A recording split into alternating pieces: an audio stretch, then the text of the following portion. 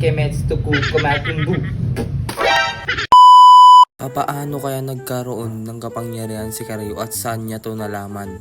1, 2, 3, go!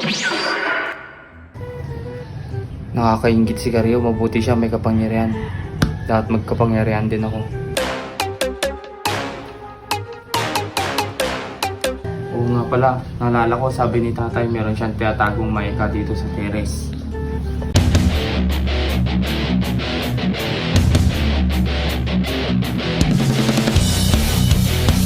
Ito na nga ang sinasabi ni tatay na maika. At ito babasahin ko na.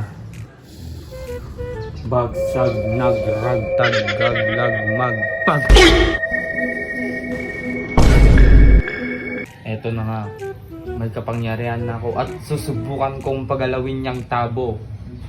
En, ben, hen, men, pen, yen, hin! Masyado na akong magaling. Alam ko na ang lahat, hindi ko na kailangan to. At ngayon, susubukan natin magpalabas ng manok. Kemets to kumakumbu. Wow! Ngayon naman, dahil nagugutom ako, gagawin ko tong lechon manok. Kemets to kumakumbu.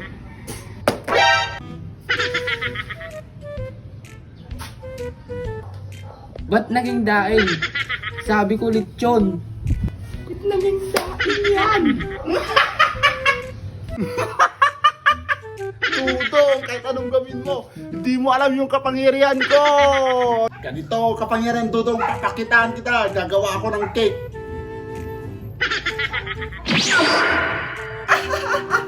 Cake mo na yan! Nilalanggam pa yung cake mo! Tayo naman yan eh! Ngayon naman, lulutuin natin itong makiutan eh. Ito na nga, may kapangyarihan na ako. Susubukan kong pagalawin yung baso.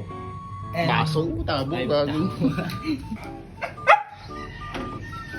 Sabi ni tatay, meron siyang tinatagong maika dito. O Karyo, huwag mo nang ipilit.